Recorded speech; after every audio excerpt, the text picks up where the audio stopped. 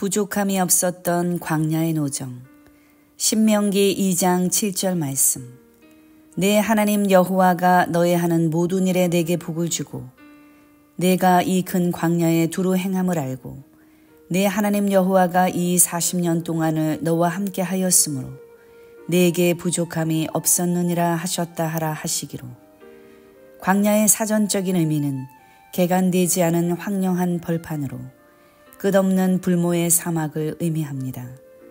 광야는 언제나 죽음의 위협이 도사리고 있는 위험한 땅, 사람이 살 수 없는 땅입니다. 광야는 모든 민족이 포기해 버린 땅이요, 아무런 통로나 길도 없고 휴식처도 없습니다. 또한 광야는 모래로 뒤덮인 사막에서 간간이 나타나 사람과 짐승을 송두리째 삼켜버리는 구덩이 땅이 있는 곳입니다. 구덩이 땅은 히브리어로 슈하인데 깊은 구덩이라는 뜻으로 한 번 빠지면 나올 수 없는 모래 늪을 가리킵니다. 이처럼 광야는 도저히 사람이 생존할 수 없는 절망의 땅이요, 사망의 그림자가 항상 드리워진 심각한 위험이 뒤따르는 곳입니다.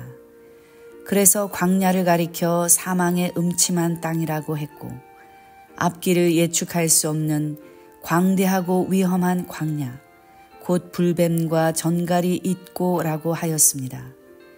그럼에도 불구하고 하나님께서는 이스라엘 백성이 광야의 모든 위험 요소를 잘 통과하여 가나안 목적지까지 들어갈 수 있도록 안전하게 인도해 주셨습니다. 하나님께서 이스라엘 백성을 광야에서 40년 동안 유리하게 하신 것은 그들을 낮추시고 시험하기 위한 것입니다. 신명기 8장 2절에서 내 하나님 여호와께서 이 40년 동안에 너로 광야의 길을 걷게 하신 것을 기억하라. 이는 너를 낮추시며 너를 시험하사 내 마음이 어떠한지 그 명령을 지키는지 아니 지키는지 알려 하심이라 라고 말씀하고 있습니다. 여기 낮추시면은 히브리어로 아냐로 천하게 하다, 괴롭히다, 훈련하다라는 뜻입니다. 이스라엘 백성은 광야 40년 동안 하나님으로부터 괴롭힘을 당한 것처럼 보이지만 실은 낮아지는 훈련을 받은 것입니다. 하나님께서는 이러한 낮추심을 통하여 마침내 복을 주시려고 하셨습니다. 신명기 8장 16절 말씀. 이는 다 너를 낮추시며 너를 시험하사 마침내 내게 복을 주려 하심이었느니라.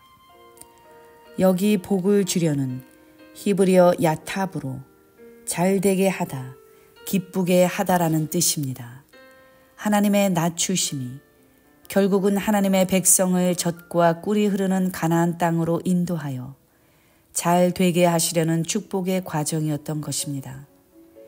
하나님께서는 이 죽음의 땅 광야에서도 그들의 의식주를 책임져 주셨고 적군으로부터 보호하시며 아주 세밀하게 간섭하시고 역사하셨습니다. 40년 동안 임마누엘의 은혜가 변함없이 계속되었던 것입니다. 40년이라는 기나긴 시간 동안 죽음과 고통의 광야를 끝없이 행진하였으나 기갈과 굶주림으로 죽거나 광야라는 환경 때문에 죽은 사람은 단 한 사람도 없었습니다. 이것은 언약 백성을 향한 하나님의 세심한 배려와 간섭이 있었기 때문입니다. 첫째, 하늘문을 열고 만나를 내려 양식이 끊이지 않게 하셨고 메추라기로 배불리시고 반석에서 생수를 공급하여 목마름이 없게 하셨습니다.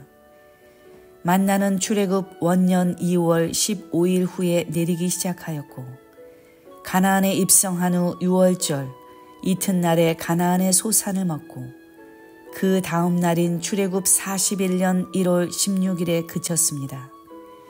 그러므로 만나는 약 39년 11개월 동안 내린 것입니다. 둘째, 40년 동안 옷이 헤어지지 않고 발이 부르지 않게 하셨으므로 아무런 결핍함이나 부족함이 없었습니다. 신명기 8장 4절 공동 번역에서는 지난 40년 동안 너희 몸에 걸친 옷이 떨어진 일이 없었고 발이 부르튼 일도 없었다 라고 말씀하고 있습니다. 셋째, 낮에는 구름 기둥, 밤에는 불 기둥으로 그들의 행군을 인도하시어 더위와 추위로부터 상하지 않도록 지켜주셨고 불 기둥이 환히 비추어 주므로 죽음의 구덩이에 빠지지 않도록 보호해 주셨습니다. 40년 동안 변함없이 구름 기둥과 불 기둥으로 이스라엘 백성을 인도하시고 보호해 주신 하나님의 은혜야말로 결코 잊을 수 없는 임마누엘 은총의 확실한 표징이었습니다. 넷째, 왕벌을 보내어 적군들을 물리쳐 주셨습니다. 왕벌은 히브리어로 치르아로서 이들은 큰 몸집을 가지고 있으며 떼를 지어 날아다니는 습관이 있는데 간혹 사람이나 가축을 습격하여 침을 쏘아 치명상을 입히기도 하였습니다. 하나님께서 이런 왕벌들을 사용하시어 이스라엘의 대적들을 물리쳐 주셨던 것입니다. 아모리 왕 시혼과 바산 왕 옥을 칠 때에 왕벌을 보내어 지켜 주셨습니다.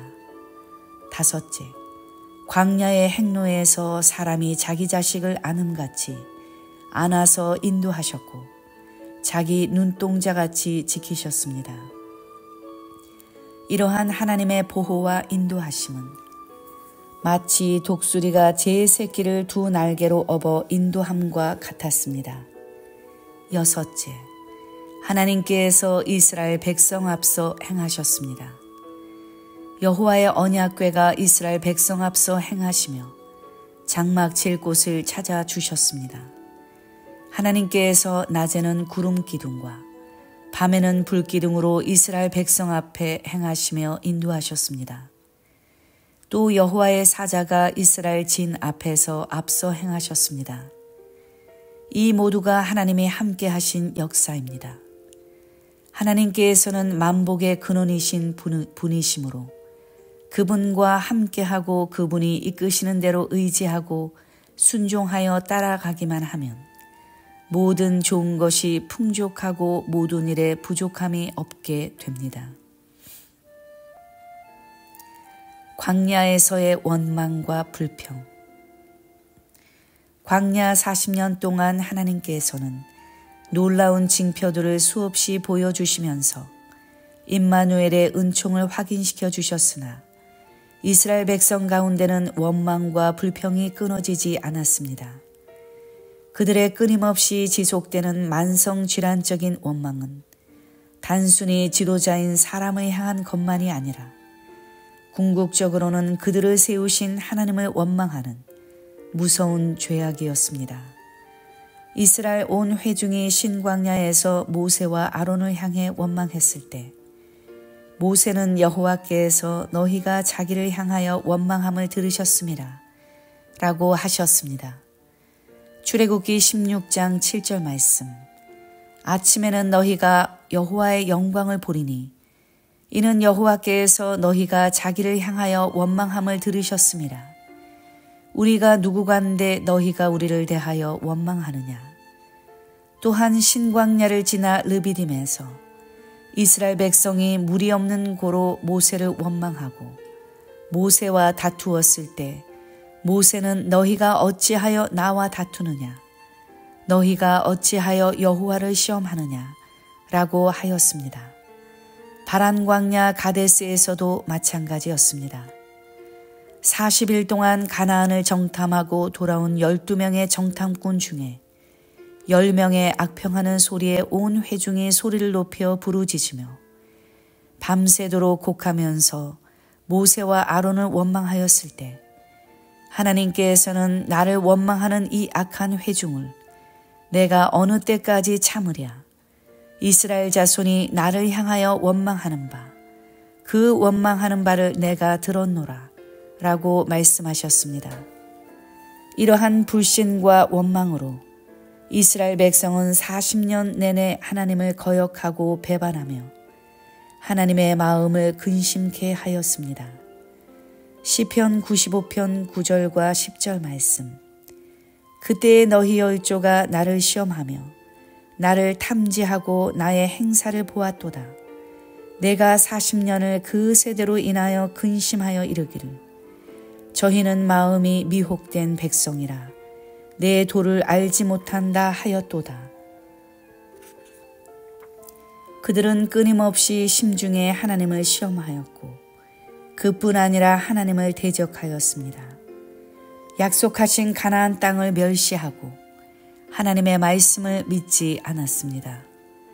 그래서 시편 기자는 광야에서 이스라엘 백성이 하나님의 마음을 너무나 반복적으로 슬프시게 하며 격동하였다고 탄식하였습니다. 시편 78편 40절과 41절 말씀. 저희가 광야에서 그를 반항하며 사막에서 그를 슬프시게 함이 몇 번인고 저희가 돌이켜 하나님을 제3 시험하며 이스라엘의 거룩한 자를 격동하였도다. 그러나 하나님께서는 그들의 소행을 40년간 참으셨습니다. 사도행전 13장 18절 말씀. 광야에서 약 40년간 저희 소행을 참으시고 오늘날 우리도 하나님의 놀라운 은혜를 받고도 마음이 무디어져 감사치 않고 원망하는 자들은 하나님의 근심이 되며 결국은 망하게 되어 있습니다. 정욕과 탐심으로 가득하던 광야 제1세대는 하나님의 징계를 받아 여호수아와 갈렙을 제외하고는 60만 3,548명이 가나안을 바로 눈앞에 두고도 모두 광야에 엎드러져 죽고 말았습니다. 장막 중에서 은밀하게 원망하는 소리를 들으신 하나님. 신명기 1장 27절 말씀. 장막 중에서 원망하여 이르기를 여호와께서 우리를 미워하시는 고로 아모리 족속의 손에 붙여 멸하시려고 우리를 애굽 땅에서 인도하여 내셨도다. 시편 106편 25절과 26절 말씀. 저희 장막에서 원망하며 여호와의 말씀을 청종치 아니하였도다. 이러므로 저가 맹세하시기를 저희로 광야에 엎어지게 하고 시편 106편 25절과 26절의 공동 번역에서는 천막에 들어앉아 불평만 하고 야훼의 분부를 듣지 않았다. 이에 손을 드시고 맹세하셨다. 사막에서 이들을 없애리라 라고 말씀하였습니다. 여기 나오는 천막은 하나님의 성막이 아니라 개인들의 거처를 가리킵니다. 이스라엘 백성은 개개인의 장막에 숨어서 은밀한 말로 속삭이면서 지도자 모세에 관하여 험담하였던 것입니다. 장막에서 행한 작은 원망들이 모이고 모여 결국 뜻을 거스르게 되고 심지어 모세가 아닌 한 장관을 따로 세워 애굽으로 돌아가자고 데모를 하게 되었던 것입니다. 하나님께서는 부부가 이불 속에서 은밀히 속삭이는 말도 다 듣고 계시는 분입니다. 그러므로 우리는 좋은 날 보기를 원하거든 혀를 금하여 악한 말을 그치고 입술로 괴휴를 말하지 말며 무익한 말을 하지 말고 원망을 그쳐야 할 것입니다. 원망의 결과.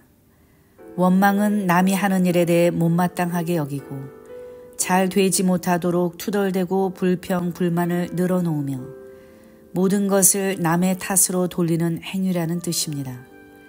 그러므로 원망은 하나님의 때를 지연시킬 수밖에 없습니다.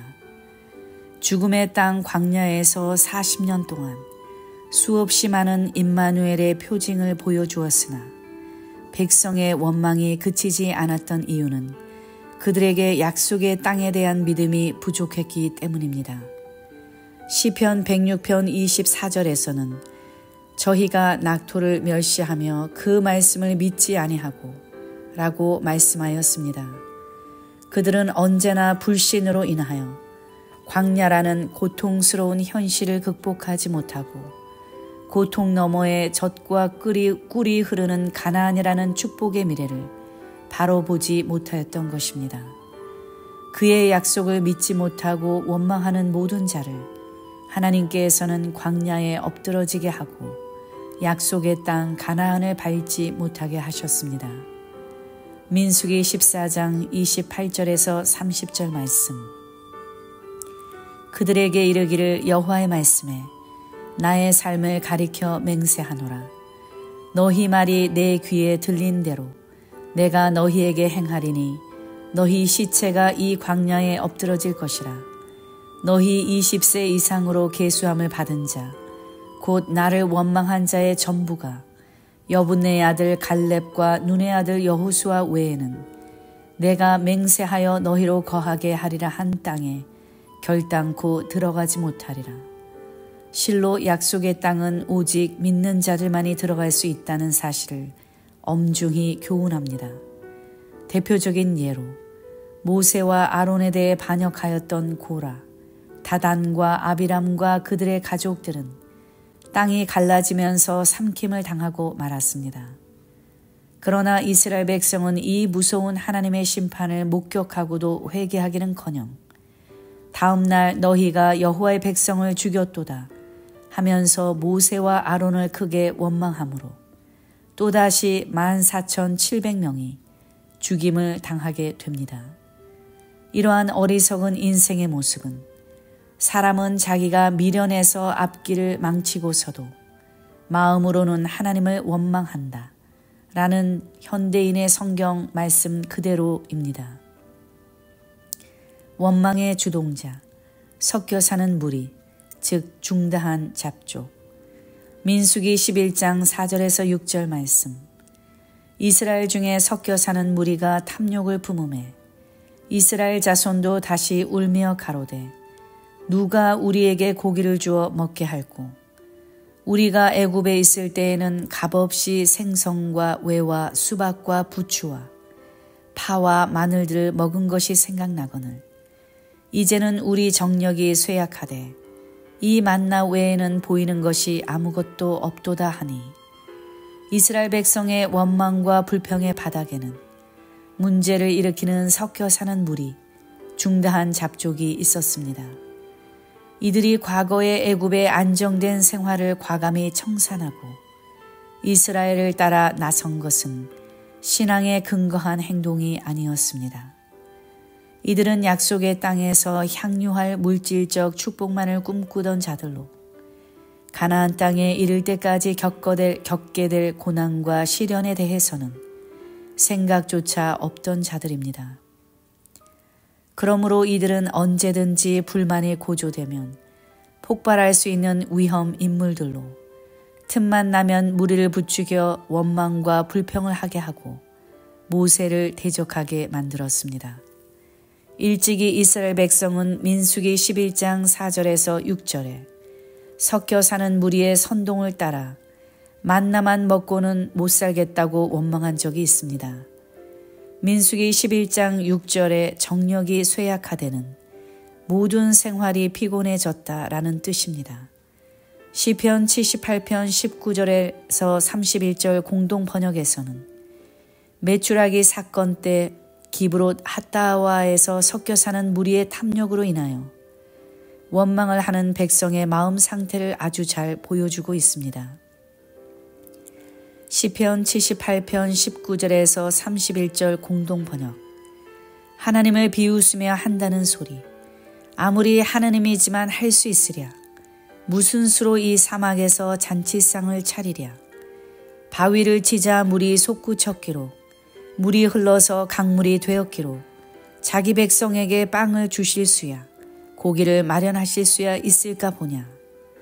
29절 말씀. 배고랐던 그들인지라 마음껏 먹고 실컷 마셨다.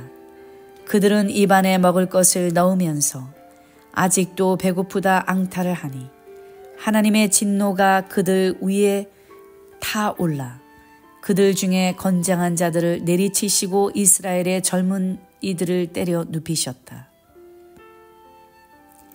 섞여 사는 무리는 약속의 땅에 대한 비전을 어리석은 것으로 만들었고 임마누엘의 은총도 보잘것없는 것으로 전락시켜버렸습니다.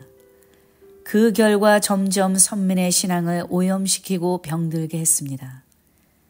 더구나 애굽의 혼잡한 우상 숭배에 젖어 있던 이 무리들은 광야 생활 내내 우상 숭배와 음행으로 선민을 유혹하여 이스라엘 백성을 타락의 길로 몰아갔습니다. 약속의 땅이 가까워질수록 더욱 소망이 차고 넘치고 감사가 충만해야 함에도 불구하고 이스라엘 백성의 원망의 깊이는 갈수록 심각해졌습니다. 그들의 마음은 돌처럼 굳어지고 감사가 완전히 고갈되어 버리고 모든 면에 불평만 가득하였습니다. 원망은 섞여 사는 무리의 것입니다. 섞여 사는 무리는 오늘날 교회 안에도 있습니다. 교회에 나와서 신앙생활은 하지만 너무 교회에 가까이 하면 뭔가 손해가 있을 것 같아 멀찍이 떨어져 눈치나 보면서 주의 일에 정성과 마음을 기울이지 않는 그런 이들은 섞여 사는 무리입니다. 우리는 언제든지 예수님의 마음을 품고 성도의 교제로 뜨겁게 화목하고 주의 몸된 교회와 밀착된 생활을 해야지 결코 섞여 사는 무리 속에 있어서는 안 됩니다. 그들은 악한 자요 이러한 악인은 평강이 없는 자들입니다.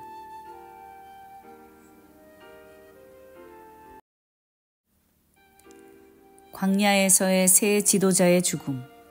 성경을 볼 때 광야 40여 년을 거의 마치기 전 가나안 땅이 가까웠을 때 지도자에게 반기를 든 고라 일당 250인의 죽음, 미리암과 아론의 죽음, 세례시내를 건너기 전 여호수아와 갈렙을 제외하고 제1차로 계수된 60만 3,550명 가운데 남아있던 자들의 멸절, 시딤에서 음행 사건으로 인한 2만 4천 명의 죽음, 모세의 죽음 등 가나안에 들어가지 못하고 죽어가는 자들에 대한 기록이 큰 비중을 차지하고 있음을 볼 수 있습니다.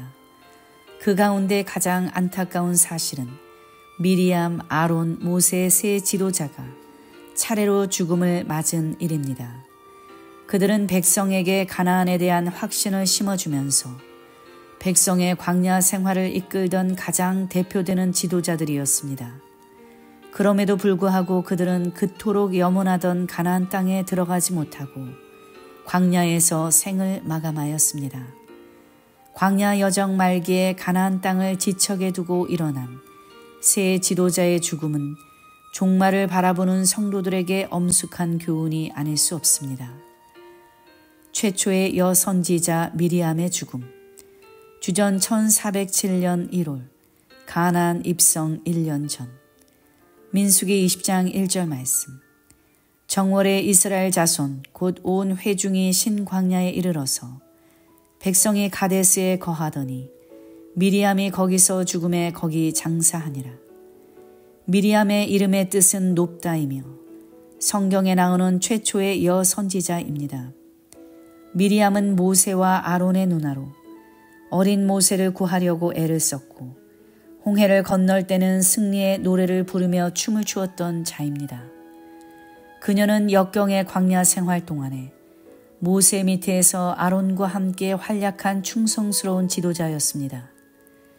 민수기 20장 1절에서는 미리암이 죽은 시기를 출애굽 40년 정월이라고 정확하게 기록하고 있습니다.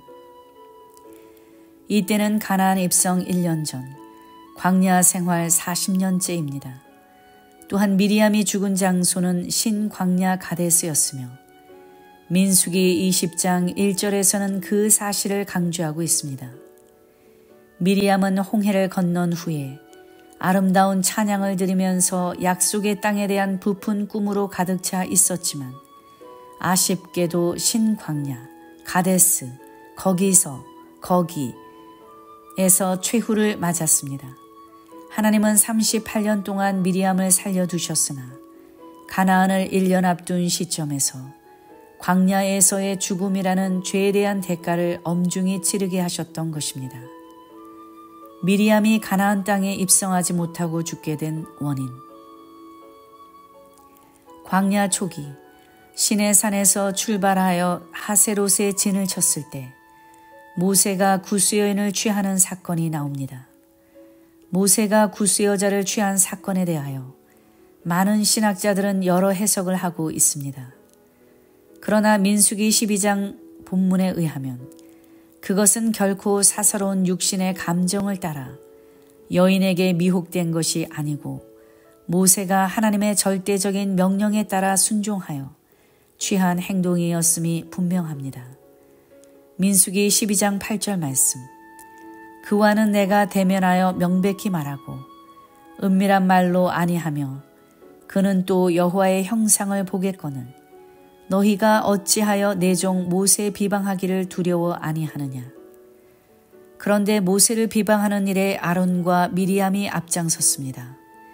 비방은 한자로 헐뜯을 비, 헐뜯을 방으로서 그 뜻은 악의에 찬 마음으로 남을 헐뜯어서 욕하거나 타인의 인격과 명예를 훼손시키는 비난과 조롱과 모욕입니다.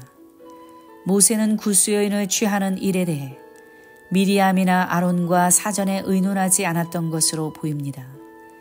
아론과 미리암이 뒤에서 비방할 때 아마도 모세는 하나님의 명령을 따라 한 것임을 설명하였을 것입니다. 그러나 미리암과 아론은 하나님으로부터 그러한 계시를 받은 적이 없다고 들으려 하지 않았던 것 같습니다.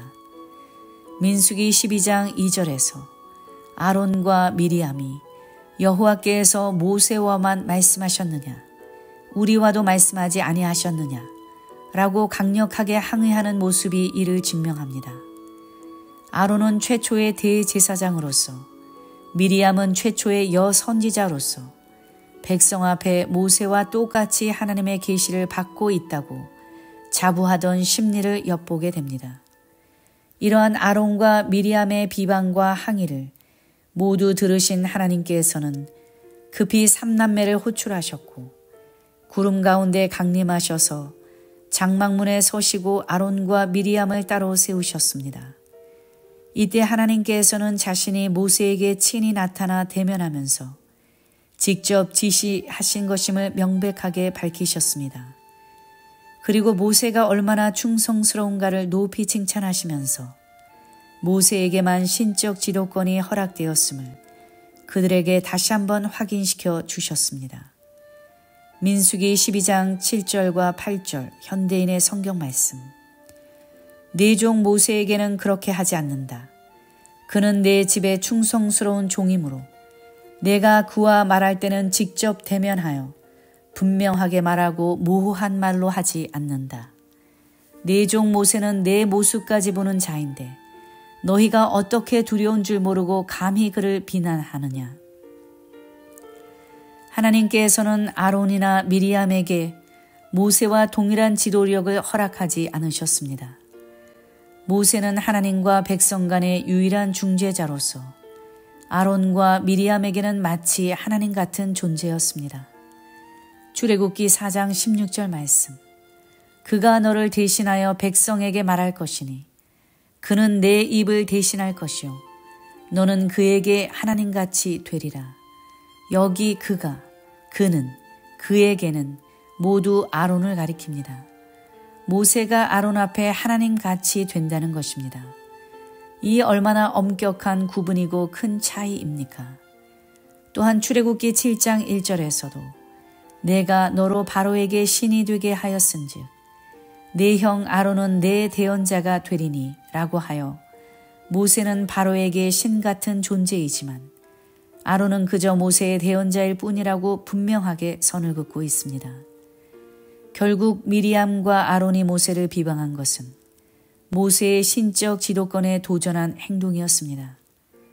모세를 비방한 것은 하나님께서 주신 그의 권위를 업신여긴 것이기 때문에 중한 죄가 되었습니다. 그들은 하나님께서 모세로 하여금 왜 구스여인을 취하게 하셨는지 하나님의 구원 섭리를 물어야 했음에도 불구하고 이 사건을 빌미로 오히려 모세의 권위를 실추시키려 했습니다. 공명심에 사로잡혀서 하나님의 일은 생각하지 않고 사람의 일만 생각하였습니다.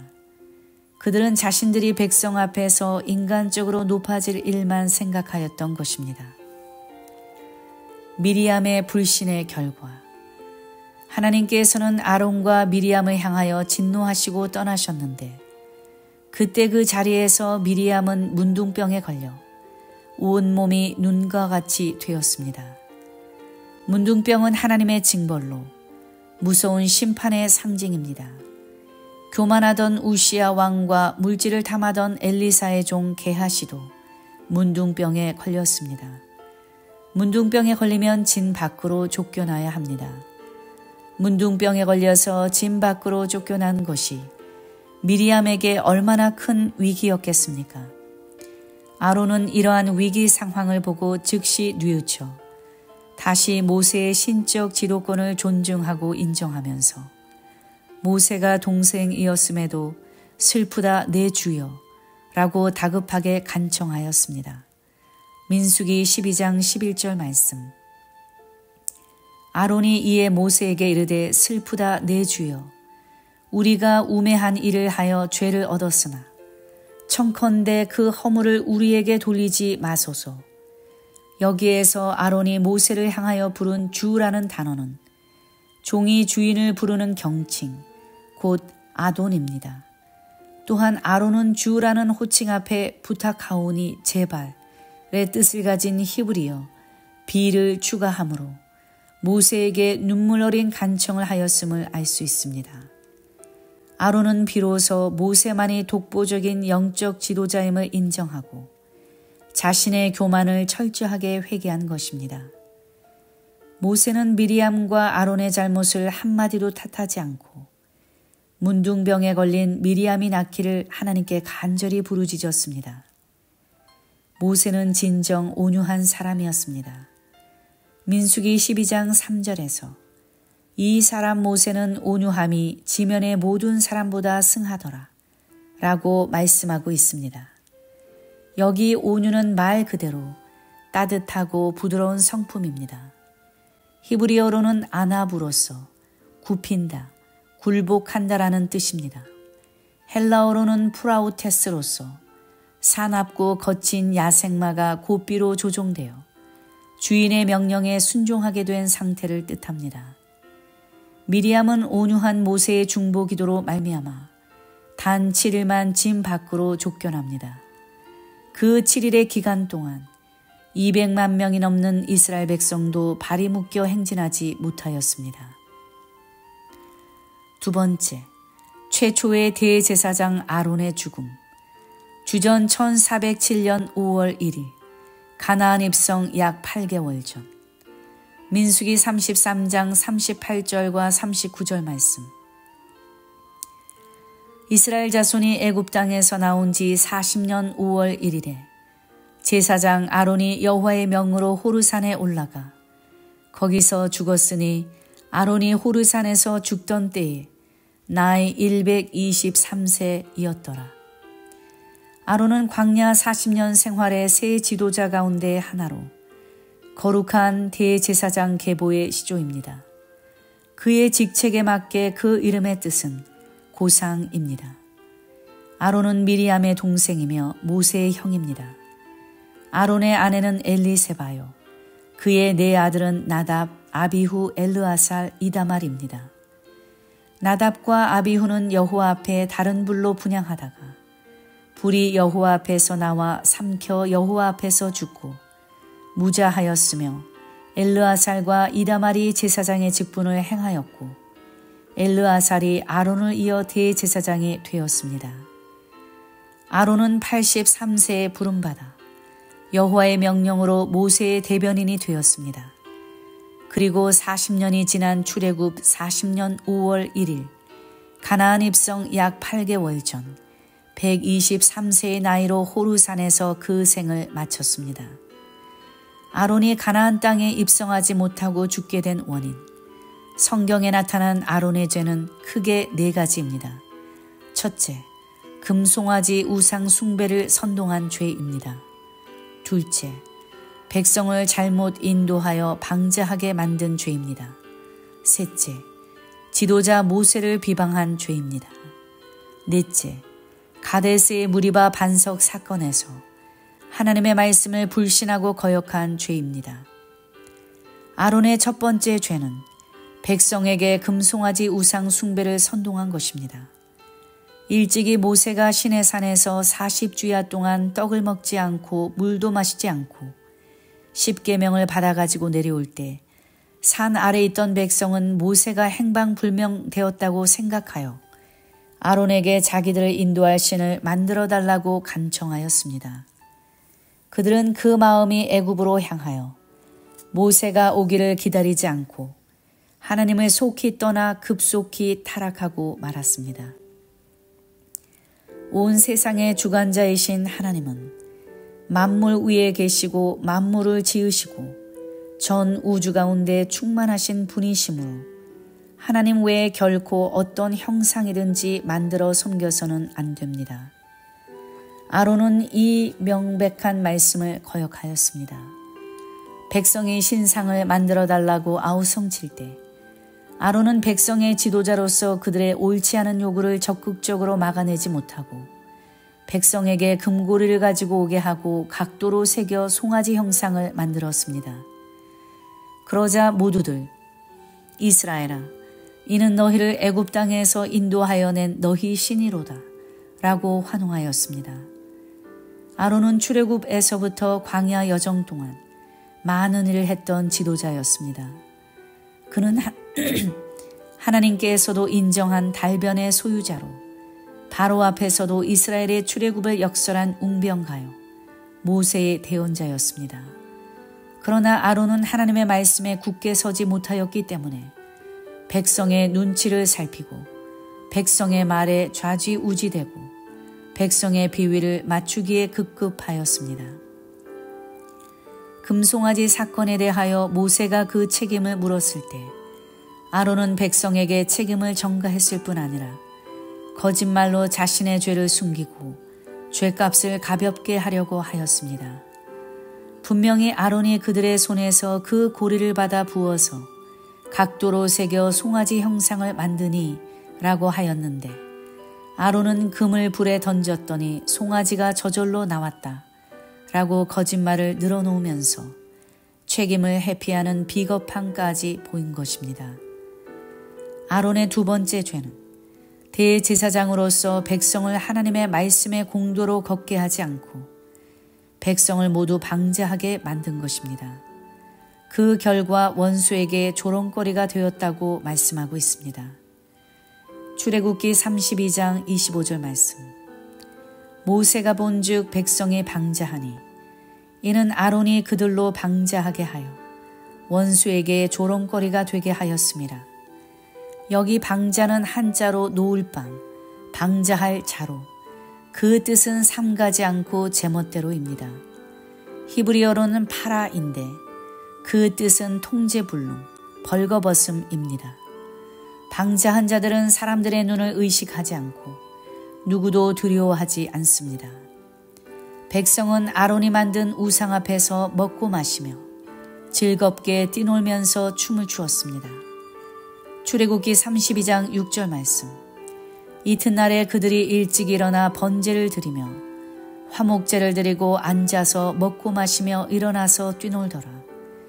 여기 뛰놀더라는 표현을 공동번역에서는 정신없이 뛰놀았다, 표준세 번역에서는 흥청거리며 뛰놀았다, 현대인의 성경에서는 난잡하게 뛰놀았다 라고 하였습니다. 우상 앞에서 벌거벗은 채로 광란의 축제를 벌이다가 마침내 추잡한 성행위와 함께 온통 흥분의 도가니가 되었음을 말합니다. 이 사건에 대한 하나님의 진노는 성경에서 그 예를 다시 찾아보기 힘들 만큼 엄청난 것이었습니다. 먼저 하나님께서는 백성을 모두 진멸하고 모세 한 사람만 데리고 다시 시작하겠다고 선언하셨습니다. 또한 모세는 하나님께서 친히 만들고 새기신 율법의 돌판을 산 아래로 던져 깨뜨리고 말았습니다. 그것은 이스라엘 백성이 율법을 받을 만한 자격을 상실했기 때문입니다. 그리고 우상을 불살라 부수어 가루를 만들어 물에 뿌려 이스라엘 자손에게 마시도록 하였습니다. 율법에서 외간 남자와의 부정을 의심받은 여인은 조사를 받고 저주의 물을 마셔야 했는데 이스라엘 역시 신령한 남편이신 하나님께 대해 부정을 저질러 영적 간음을 행하였으므로 저주가 되게 하는 쓴물을 마시도록 한 것입니다. 하나님께서는 이렇게 하시고도 레위 자손을 통해 그 형제를, 그 친구를, 그 이웃을 도륙해 하여 3,000명이나 죽이셨습니다. 도륙은 한자로 죽일 도, 죽일 육으로 그 뜻은 옳고 그름을 묻거나 가리지 않고 무조건 닥치는 대로 죽이는 것을 말합니다. 레위 자손은 자기 형제를 죽였음에도 불구하고 이 일로 헌신하였다는 칭찬을 받고 후에 제사장 지파가 되었습니다. 이날 아론의 불신과 범죄로 말미암아 3,000명의 생명이 형제의 손에 의해 무참하게 피를 흘리며 죽어갔습니다. 이튿날 모세는 얼마나 다급했던지 백성의 죄를 속하기 위해 차라리 자신의 이름을 생명책에서 지워달라고 기도했습니다. 수많은 백성을 죽음으로 내몬 아론의 죄는 너무도 중하여 신명기 9장 20절에서는 하나님께서 아론을 당장에 죽이려 하셨다고 출애굽기에서는 언급하지 않은 사실을 말씀하고 있습니다. 이때도 아론은 모세의 중보기도로 겨우 생명을 구제받았습니다. 아론의 세 번째 죄는 미리암과 함께 모세를 비방한 것입니다. 앞에서 살펴본 대로 이때 모세의 신적 권위를 떨어뜨리려 했던 그들의 불순한 의도가 하나님께서 급히 개입하셔 말씀하심으로써 드러나고 말았습니다. 그 자리에서 아론은 동생 모세에게 슬프다 내 주여 라고 하면서 모세의 권위를 철저하게 인정하게 되었습니다. 아론의 네 번째 죄는 가데스에서 있었던 무리바 반석의 생수 사건 때 모세와 더불어 하나님의 말씀을 믿지 못하고 그 말씀을 거역하여 하나님의 거룩함을 나타내지 않은 것입니다. 아론은 이 사건을 통하여 가나안에 들어가지 못한다는 하나님의 결정적인 선고를 받고 말았습니다. 민수기 20장 12절 말씀. 여호와께서 모세와 아론에게 이르시되 너희가 나를 믿지 아니하고 이스라엘 자손의 목전에 나의 거룩함을 나타내지 아니한 고로 너희는 이 총회를 내가 그들에게 준 땅으로 인도하여 드리지 못하리라 하시니라. 아론의 불신의 결과 가데스에서 무리바 반석 사건 이후 하나님께서 말씀하신 대로 대제사장 아론은 123세의 호르산 꼭대기에서 죽어 열조에게로 돌아갔습니다. 민수기 33장 38절과 39절 말씀. 이스라엘 자손이 애굽 땅에서 나온 지 40년 5월 1일에 제사장 아론이 여호와의 명으로 호르산에 올라가 거기서 죽었으니 아론이 호르산에서 죽던 때에 나이 123세였더라. 아론은 가나안을 지척에 두고 가나안 입성 약 8개월 전에 광야에서 그 생을 마감하고 말았습니다. 아론의 죽음은 늙어서 죽은 자연사가 아니라 하나님의 뜻을 거역한 대가로 집행된 하나님의 징벌이었습니다. 모세는 여호와의 명을 좇아 아론과 아론의 아들 엘르아살과 함께 호르산에 올라 아론에게서 거룩한 대제사장의 의복을 벗겨 아론의 아들 엘르아살에게 입혔습니다. 여기서 아론은 그 옷을 스스로 벗은 것이 아니라 모세로 말미암아 벗김을 당하였습니다. 아론은 하나님의 뜻에 따라 대제사장으로 위임받아 그 옷을 입게 되었으나 불신의 결과로 대제사장의 신분을 박탈당하고 그 옷을 벗게 된 것입니다. 아론의 죽은 것을 보고 온 회중이 30일간 애곡하였습니다. 길고 험난한 광야 40여 년 동안 온 백성이 추앙하고 받들던 대제사장 아론의 죽음은 이스라엘 온 백성이 하나님을 크게 두려워하는 계기가 되었을 것입니다. 모세의 죽음. 주전 1407년 11월 가나안 입성 약 2개월 전. 이스라엘 백성을 이끌고 출애굽하여 가나안에 입성하라는 위대한 사명을 받았던 모세는 어느덧 광야 40년을 이스라엘 백성과 함께 지내고 120세 노장이 되었습니다. 그리고 모세는 출애굽 40년 11월 1일 긴 고별 설교를 끝으로 임종을 맞습니다. 모세는 가나안 입성 약 2개월 전에 아직 눈이 어둡지 않고 육체의 기력이 쇠하지 않았음에도 불구하고 죽음을 맞은 것입니다. 신명기 34장 7절 말씀. 모세의 죽을 때 나이 120세이나 그 눈이 흐리지 아니하였고 기력이 쇠하지 아니하였더라. 오직 가나안만을 향해서 80년간 준비하고 험악한 40년의 광야를 온유함으로 달려온 수고를 본다면 모세는 당연히 하나님께서 약속하신 땅에 앞장서서 개선 장군처럼 들어가야 했습니다. 그러나 모세는 그토록 사모하던 가나안 땅에 들어가지 못하고 광야에서 죽었습니다. 그 죽음은 정말 안타까운 일입니다. 모세가 가나안에 들어가지 못한 원인. 민수기 20장 1절을 보면 정월에 이스라엘 백성이 신 광야에 이르러 가데스에 거하였다고 했는데 정월은 출애굽한 후 40년째가 되는 해의 첫 달인 1월 아비월을 가리킵니다. 여기 가데스의 무리바 반석 사건에서 모세는 지팡이를 손에 잡고 반석을 향해 명하여 물을 내라고 하신 말씀을 거역하고 반석을 2번 친 일로 인하여 가나안 입성을 금지당하였습니다. 이때 하나님께서는 모세에게 나의 거룩함을 나타내지 않았다라고 하셨습니다. 이것이 모세가 가나안 땅에 들어가지 못한 이유였습니다. 하나님께서 주신 말씀을 믿든지 안 믿든지 모두 정확하게 이스라엘 총회에 전달해야 했는데 전달하지 않은 것입니다. 그것이 바로 나의 거룩함을 나타내지 않았다의 1차 내용입니다. 그렇다면 모세가 하나님의 거룩함을 나타내지 않았다는 구체적인 내용은 무엇입니까? 성경은 이에 대하여 4가지로 말씀하고 있습니다. 첫째, 하나님을 믿지 않았습니다. 모세가 반석을 2번 내리치는 순간에 엄청난 물이 솟구쳤으나 하나님께서는 모세에게 나를 믿지 않았다라고 진노하셨습니다.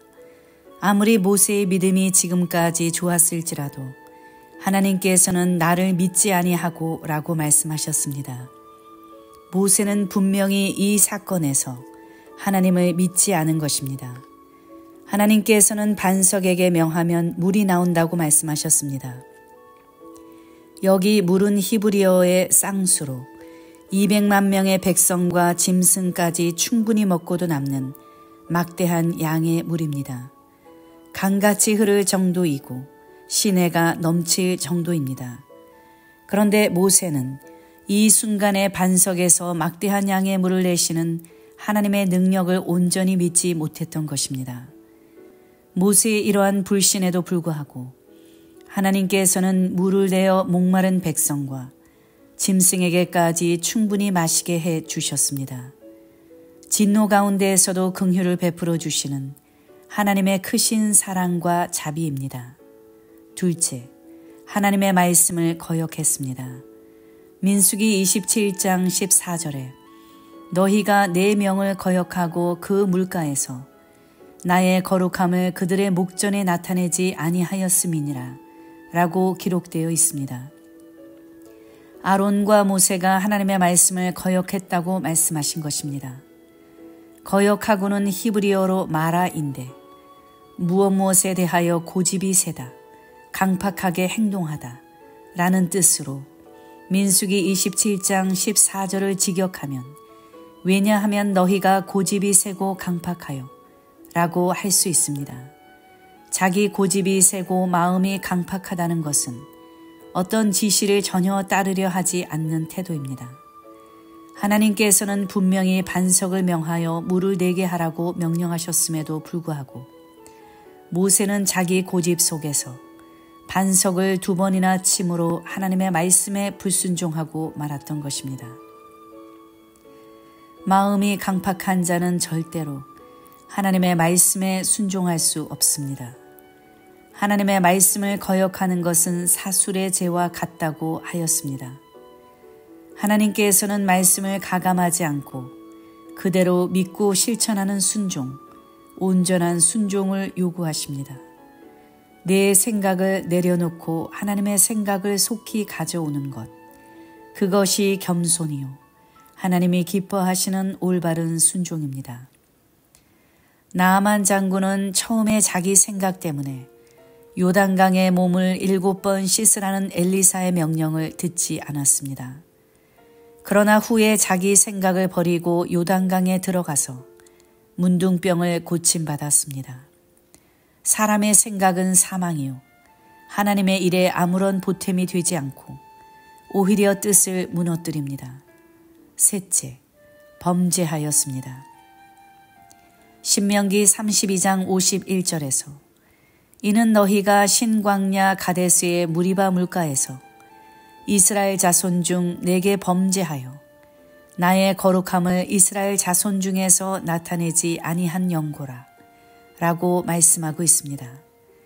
여기 범죄하여는 히브리어로 마알인데 뜻은 덮어 가리다, 은밀하게 행동하다입니다. 이것은 모세가 하나님께서 물을 내신다고 말하므로 하나님의 영광을 나타내어야 함에도 불구하고 자신이 물을 내는 것처럼 은밀하게 자기를 드러내었던 것을 가리킵니다. 실제로 민수기 20장 10절에서 모세와 아론은 우리가 너희를 위하여 이 반석에서 물을 내랴 라고 말함으로써 하나님의 거룩함을 나타내지 않고 하나님의 주권을 훼손하는 교만한 행악을 저질렀습니다. 백성 앞에서는 모세가 자신의 불신과 이 엄청난 실수를 은밀하게 가릴 수 있었을지 몰라도 중심을 보시는 하나님께서는 곧바로 모세가 지은 죄악의 진원지를 파헤치시고 그 죄의 대가를 엄중히 치르도록 하셨습니다. 우리에게도 혹 은밀한 가운데에서 저지르고 있는 죄악이 있지 않습니까? 하나님께서는 천지에 충만하신 분이므로 아무라도 은밀한 것을 가릴 수 없습니다. 넷째, 입술로 망령되이 말하였습니다. 시편 106편 32절과 33절에서 저희가 또 무리바 물에서 여호와를 노하시게 하였으므로 저희로 인하여 얼이 모세에게 미쳤나니 이는 저희가 그 심령을 거역함을 인하여 모세가 그 입술로 망령되이 말하였음이로다 라고 말씀하고 있습니다. 여기 망령되이 말하였음이로다는 히브리어로 바타인데 그 뜻은 화나서 고함 지르다, 분별 없이 성급하게 함부로 말하다입니다. 그렇다면 온유함이 지면의 모든 사람보다 승하다라고 칭찬받았던 모세가 왜 이렇게 망령되이 말한 것입니까? 가데스에서 물이 없자 백성은 자발적으로 모여서 모세와 아론을 공박하였습니다. 공박하니라는 한자로 칠공, 논박할 박으로 남의 잘못을 몹시 따지고 캐내어 공격한다라는 뜻입니다. 이렇게 마음에 결심하고 달려들면 누구도 당할 자가 없습니다. 또한 민수기 20장 30절에는 백성이 모세와 다투었다고 하였습니다. 다투다에 해당하는 히브리어 루브는 본래 뒤흔들다라는 뜻입니다. 이것은 백성이 모세와 아론을 붙잡고 대항하면서 싸운 것을 말하는데 당시의 백성의 공격이 아주 심각한 수준이었음을 엿볼 수 있습니다. 자기 형제들이 여호와의 재앙을 받아 죽을 때 왜 같이 죽지 못했을까 원망하고 도저히 사람이 살 수 없는 악한 곳으로 인도했다고 불평하면서 거세게 공격해 왔습니다. 패역한 백성의 거센 항변과 원망 소리에 40년 동안 잘 순종해 왔던 모세도 순간 그들의 얼이 미쳐 분노하게 되었습니다. 그래서 여호와 앞에서 지팡이를 취한 후에 패역한 너희여 들으라. 우리가 너희를 위하여 이 반석에서 물을 내랴. 하고 반석을 2번 치는 큰 실수를 범한 것입니다. 모세가 반석을 1번 치고 기다리지 못하고 계속적으로 2번 친 것은 그가 성급하게 분노하고 있었음을 나타냅니다. 야고보서 1장 20절에서는 사람의 성내는 것이 하나님의 의를 이루지 못함이니라 라고 말씀하고 있습니다. 언어에 조급하고 성급하게 분노하는 자는 어리석은 자입니다. 죽고 사는 것이 혀의 권세에 달려 있습니다. 잘못된 입술은 사람을 죽이는 칼이요 독이며 인생을 송두리째 망칠 수 있는 거센 불길입니다. 예수님께서도 마태복음 12장 36절과 37절에서 내가 너희에게 이르노니 사람이 무슨 무익한 말을 하든지 심판날에 이에 대하여 신문을 받으리니 내 말로 의롭다 함을 받고 내 말로 정죄함을 받으리라 라고 말씀하셨습니다. 그러므로 우리가 생명을 사랑하고 좋은 날 보기를 원한다면 혀를 금하고 악한 말을 그치며 입술로 괴휴를 말하지 말고 무슨 말을 하든지 주 예수 그리스도의 이름으로 해야 합니다. 말에 실수가 없어야 온전한 사람입니다. 가나안 입성 약 1년 전 모세가 가나안 입성을 금지당한 일은 종말에 사는 오늘날 성도들에게 대단히 큰 교훈을 줍니다. 평소 잘 순종했던 사람도, 오랜 신앙에 연륜이 있는 사람도, 꾸준히 말없이 봉사했던 사람도 일순간 불신에 어리미치면 자신도 모르는 사이에 말을 함부로 내뱉고 성을 내면서 자신의 의를 드러낼 뿐만 아니라 결국에는 하나님의 의로운 뜻을 가로막는 악의 도구가 될 수 있다는 엄중한 교훈입니다. 끝날이 가까울수록 수많은 불신의 어리, 우리 주변을 맴돌 것입니다. 그때마다 하나님의 말씀을 중심에 굳게 붙잡고 넉넉히 이길 수 있는 큰 믿음의 사람이 되어야 하겠습니다.